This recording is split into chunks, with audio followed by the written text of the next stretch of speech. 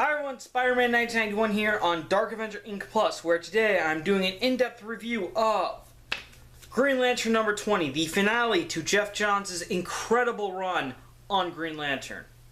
Alright, I left the book open so I could kind of open it up and show some pages too, and also it's a little easier for me to recap it. Okay, first let me start off by saying that the framework for that this issue kind of has a frame story to it, where we're seeing the events of the whole final battle with Volthoom played out, but also it's being told to us as sometime in the near future where this new Green Lantern,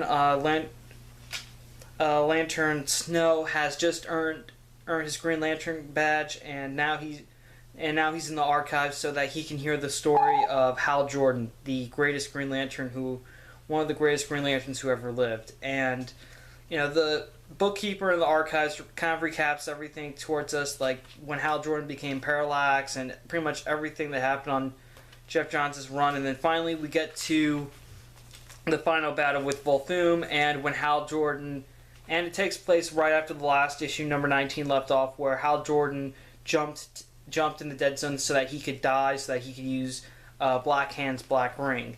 And right when Hal gets the Black Ring to work for him, Sinestro removes his Green Lantern ring, and his yellow ring returns to him. So now Sinestro's back to being a Yellow Lantern again, and and meanwhile back on Oa, Volthoom has apparently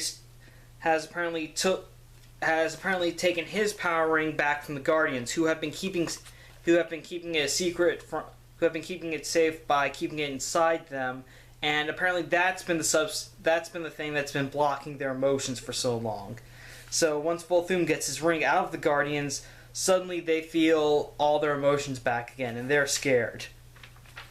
Like they should be. And so right when Volthoom gets his ring back, the Green Lantern Corps plus Star Sapphire arrive, and they start fighting him. And shortly after, Atrocitus shows up with the Red Lanterns. Pretty much everyone shows up to fight Volthoom. The rest of the Sapphires and Blue Lantern Corps are led by Kyle Rayner here. Sorry, I can't really get this in good view. So pretty much everyone shows up. They all concentrate their energy right here through Mogo to fight. And Sinestro shows up too with his yellow ring back. Then right when the Indigo Corps shows up, Indigo uses the power of the Black Ring to help bring Hal Jordan back into the land of the living, and of course, he's full-on Black Lantern right here. Yep, Hal Jordan is now the Lord of the Dead. And of course, everyone's really scared because now Hal's a Black Lantern. But this is really what Volthoom needed, because right when Hal Jordan comes back, Volthoom pretty much needs a conduit with all the willpower collected in the universe, and that's usually either through the central power battery, or in this case, since Hal Jordan's like the greatest Green Lantern ever and he has the strongest willpower, Volthoom can pretty much now access Hal and figure out a way to control willpower himself, and thus apparently that leads to him getting the power to remake the entire universe. And the way Volthoom's able to do that is he's able to access Hal at the point right after his father died, which was like the first spark of will, which was like the beginning of Hal's will or something in that, and that's what allowed Volthoom to nearly get control of the universe. But then Sinestro decides to play his trump card, which is releasing Parallax, and now, yeah, Sinestro is Parallax. Everyone should just realize, yeah, Volthoom probably should have realized, I am so screwed at this point. So, and Hal, and after Sinestro plays his trump card, Hal gets his by returning back to the dead zone and releasing Necron. But fortunately though, instead of Necron controlling Hal, because Hal's a Black Lantern, Hal is actually able to control Necron into somehow, let me see here, what's he able to do? He's using Necron, basically using Necron's power to help sever Volthoom's ties to the emotional spectrum, and that makes Volthoom nothing more than human, and allows Necron to kill him and without setting off a chain reaction that destroys the universe. And of course, with this action, Hal is able to come back to life, and also the Green Lantern ring that Sinestro took off at the beginning of this issue. Well, it finds a new owner, Hal Jordan. So Hal's back in green, and of course Hal takes off the Black Lantern ring, and Necron's gone again. But this doesn't. But and you think everything's peaceful? Well, it's not, because Sinestro's reactivated his entire core again, just as a distraction, so he can go and. Well, cool action shot right here. Just had to say that, and. Basically, Sinestro went and gave the Guardians their comeuppance. He killed them all. Slaughtered them. He did save one, though, for Atrocitus. So apparently Sinestro did allow the Guardians to get their comeuppance by slaughtering them. I have to say, they really did deserve it. Okay, the Guardians really deserved that. Also the other Guardians that were originally imprisoned with the First Lantern, yeah, they're still alive though, but they're still alive, and Sinestro didn't kill them. They're safe, but Sinestro said it's too late for them, but not for you. So so my guess is the Guardians that were imprisoned are now going to try to help run the Green Lantern Corps. Although I think they're going to be in New Guardians and kind of help be in New Guardians after this and help Kyle Rayner. Anyways, back to the plot. Sinestro says that after losing Korugar and everything, he's lost, and says that he's leaving. He will leave far away forever. And before Sinestro leaves, he asks Hal, like, "What did you want to ask me back when we were trapped on Yasmalt?" And Hal asks him, "Were we ever truly friends?" And of course, Sinestro, and I quote, says, "That's the tragedy of all this, Jordan. Hal, we'll always be friends." So yeah, they're still friends. Weird.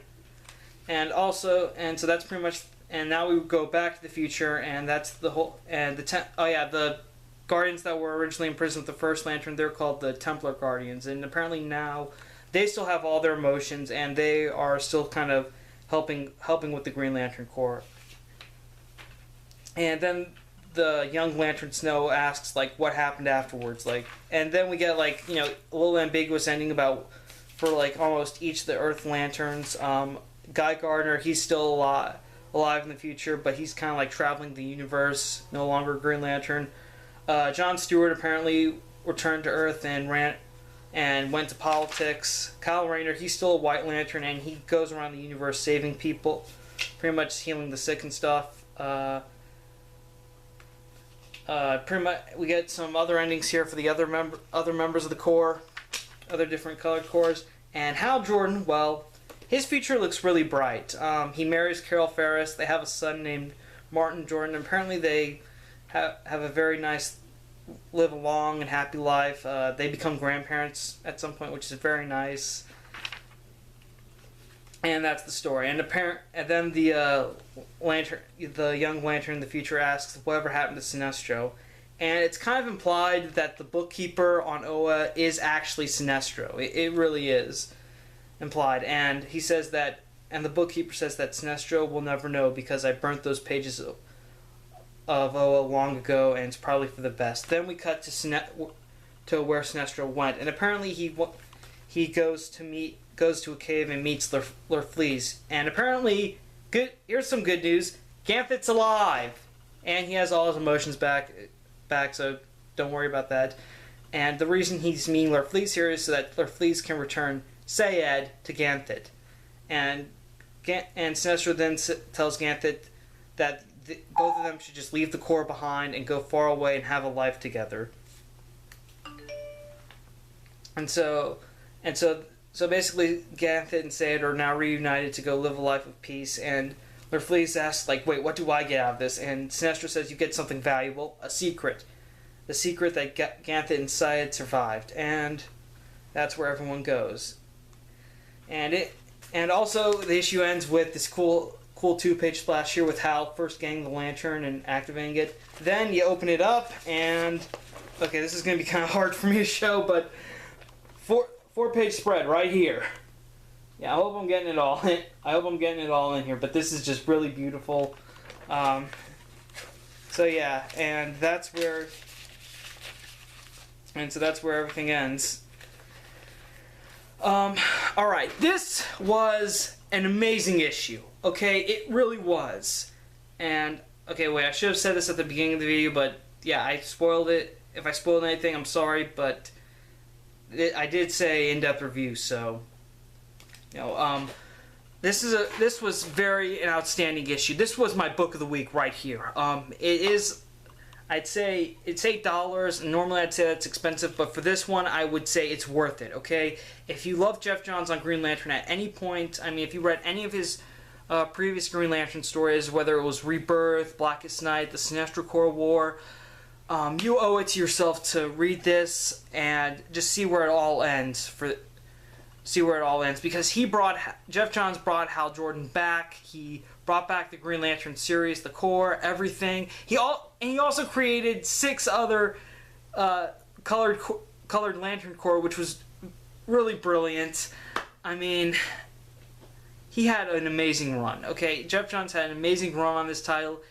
I'm sad that it's ending, but at the same time, this is a very nice conclusion. I would definitely recommend people give this a shot. It's outstanding. I mean, Geoff Johns made me a Green Lantern fan with his run on this title.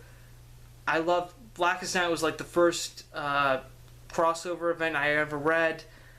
I owe a lot to him. I owe a lot to Geoff Johns on this title. I would highly recommend you check this book out. I mean, if you can only afford one comic and you've read Geoff Johns' work on Green Lantern, get this, okay? I mean, it pretty much concludes everything way back with Rebirth and everything following. Just, this is an outstanding issue. I would definitely recommend it. Everyone should give it a chance. If you haven't read Geoff Johns' run on Green Lantern, I would recommend it because it is one of my favorite runs on a comic book. I mean, I am sad that Geoff Johns is leaving the title, but hey, you know, he's got a lot of work because now he's doing all the Justice League well, not all of them, just 2, but he's also got Trinity War coming out. Hopefully that'll get better, but still, Green Lantern. This is the most Green Lantern. I would say definitely Geoff Johns' run on this is legendary. Pick it up. I mean, if you haven't read anything by Geoff Johns on Green Lantern, go back. I would say you should go back to the beginning and just read Rebirth and kind of, you know, get everything up to this point. But nevertheless, this is one of the most amazing runs in comics. I highly recommend. And if you've read any point at this, if you've read this at any point, I would highly recommend you get this because it's a well-deserved. It's definitely a 5-star issue. Well, yeah, I'm going to say it's 5 stars. I mean, I only had one problem with it, but that was just with the issue itself, okay? That was just the thank you pages. Don't get me wrong, I'm glad Geoff Johns is getting a ton of thank yous, but I just hate how most of them were, like, in the middle of the story. Like, I'd be reading at one point, then suddenly there'd be this. I'd have to stop and, like, check out all the thank yous and stuff, and I don't know, it just seemed a little annoying. And oh yeah, I just noticed this while I was skimming through it, but there's, like, no ads in this book at all. Well, yeah, there are ads for, like, everything that comes out after this issue, like all the issue 21s for all the Lantern books, but nevertheless, though, you know, very nice. We get a little retrospective from Geoff Johns at the end here. Very nice. I highly recommend you check out Geoff Johns' run on Green. I recommend Geoff Johns' run on Green Lantern. Pretty much everything from Geoff Johns on Green Lantern. It's very, like I said, fantastic run. This issue, 5 stars in my opinion. Very nice conclusion. I'm really gonna miss this guy on this title. So yeah, that's my review of Green Lantern number 20. Thank you for watching. Thank you for subscribing to Dark Avenger Inc. Plus, Spider-Man 1991. And see you later.